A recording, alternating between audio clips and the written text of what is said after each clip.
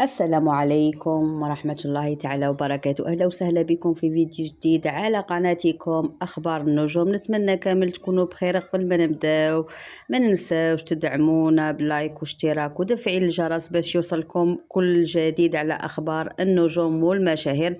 اليوم راح نهضروا على الشخصية هذه اللي راها في الصورة، مايا رجيل، واللي اسمها رجع بقوة في هذه الأيام في مواقع التواصل الاجتماعي.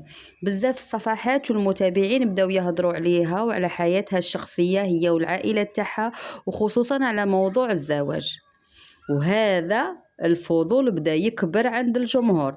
لحد الآن ما كان حتى إعلان رسمي من مايا يؤكد هذا الأخبار، ولكن لازم نفرقوا بين الأخبار المؤكدة وبين الإشاعات. قلت لكم إلا تنشروا عليا إشاعات انشروا عليا إشاعات شابين، ما تنشروش عليا إشاعات ماشي شابين.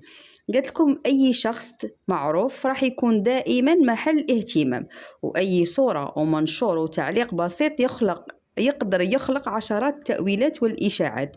وهذه لازم نتأكدوا من المعلومات. خرجت مايا وقالت لكم بركة وما تبهبلوا عليا وديروا عليا إشاعات شابين. قالت لكم أنا شابة، ديروا عليا اشاعات شابين.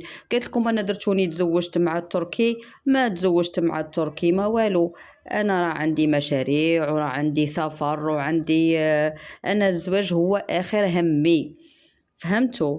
ديما تهدر معايا وتقول لك الزواج هو اخر همي، خدك جربتها وخرجت منها بنتيجة سلبية. كاين اللي قالوا بلي عندها مشاريع جديدة وتظهر في أعمال ونشاطات مختلفة خلال الفترة القادمة.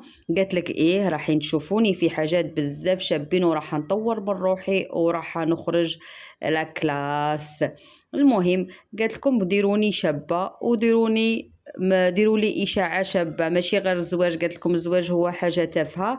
المهم قولوا لي دوركم نتوما في التعليقات، واش رايكم في الاخبار المتداوله على ساره ومايا والعائله تاعهم؟